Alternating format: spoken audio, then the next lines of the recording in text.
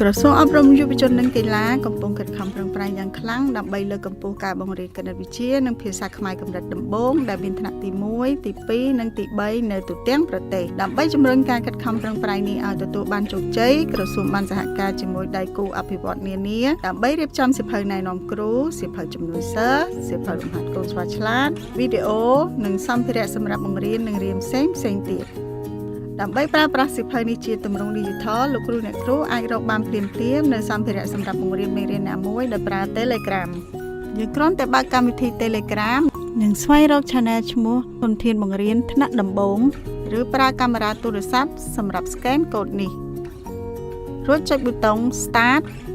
ជ្រើសរើសសារដែលផ្ដល់ឲ្យដោយស្វ័យប្រវត្តិអំពីមុខវិជ្ជា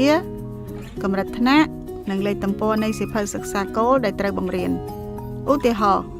ខ្ញុំត្រូវបង្រៀនគណិតវិទ្យាថ្នាក់ទី2ក្នុងសៀវភៅសិក្សាគោលទំព័រ29ប្រសិនបើទំព័រដែលយើងបានជ្រើសរើសមានខ្លឹមសារសម្រាប់បង្រៀនតែ1ម៉ោងកម្មវិធីនឹងបង្ហាញធនធានទាំងអស់សម្រាប់បង្រៀន1ម៉ោងប៉ុន្តែបើមានខ្លឹមសារត្រូវបង្រៀនច្រើនម៉ោងវានឹងបង្ហាញជម្រើសម៉ោងឲ្យយើងជ្រើសរើសមុននឹងបង្ហាញធនធានដែលត្រូវប្រើវិធីម្យ៉ាងទៀតគឺយើងប្រើកម្មវិធីពិសេសដោយចុចពាក្យធនធានឬលើប៊ូតុងពណ៌ខៀវ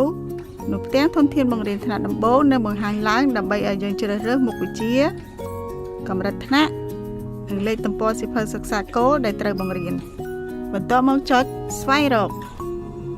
ធនធានដែលត្រូវប្រើសម្រាប់បង្រៀនមានដូចជាទំព័រក្នុងសៀវភៅណែនាំគ្រូ